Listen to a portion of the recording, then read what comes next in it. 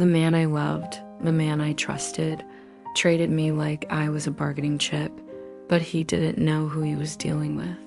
This isn't a story about betrayal, it's a story about payback. Act 1, The Perfect Husband. The evening air in the city was warm, laced with the hum of passing cars and neon lights. Elena adjusted her diamond bracelet before stepping out of the black car, smiling like a woman who had it all. A loving husband, a beautiful home, and a life others envied. Inside, though, something gnawed at her. Michael, her husband of 6 years, had grown distant. The texts he answered late, the business trips he didn't explain, the smell of cologne on his shirts that wasn't his. Still, she told herself it was stress. He ran a growing investment firm. He just needs me to be patient. That night, he told her, "The boss wants to meet you. It's important for us." He kissed her cheek like a man sealing a deal, not like a man in love. Act 2, The Trap is set. The restaurant glittered with chandeliers and expensive wine glasses. Michael let Elena in, his grip on her arm a little too tight. Across the table sat Victor Kane, his boss, a man with sharp eyes and sharper ambitions. "Elena," Victor smiled, his gaze lingering too long. "I've heard so much about you." The conversation flowed with wine, laughter, and an undertone Elena couldn't ignore. Michael bragged about her beauty, her grace, like she was merchandise. Then came the line that chilled her. "Victor takes care of the people who take care of him," Michael said, resting a hand on hers. But it wasn't affection. It was control. By dessert, she understood. Her husband was offering her up to impress his boss.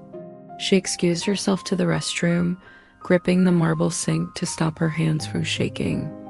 My own husband sold me out, but Elena wasn't the kind of woman you could betray without consequence.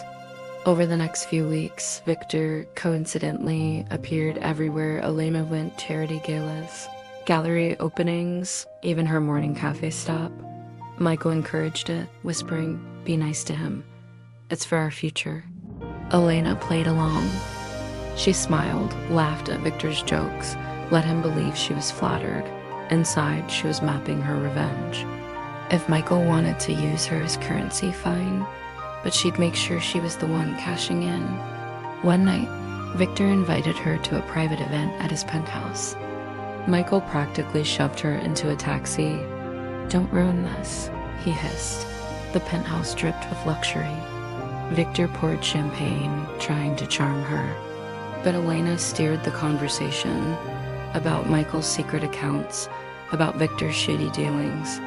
She fed Victor just enough to make him think she was his ally and Michael's enemy. By the end of the night, Victor was convinced. "You're smarter than your husband gives you credit for," he said, touching her hand. "You could have a real future without him holding you back."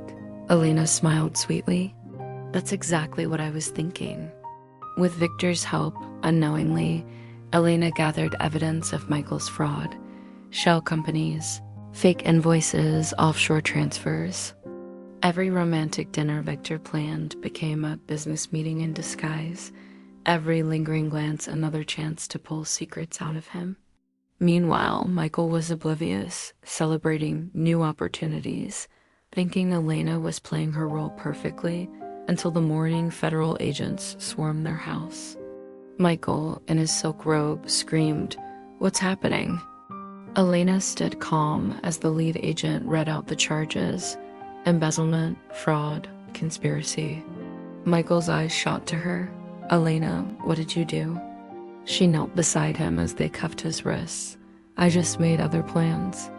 Victor tried to call her later, but she'd already sent his incriminating messages and documents to the same investigators. One betrayal deserved another. Weeks later, Elena sat at a seaside cafe, sipping espresso as the news played on the TV. Both Michael and Victor faced years in prison. Their empire crumbled.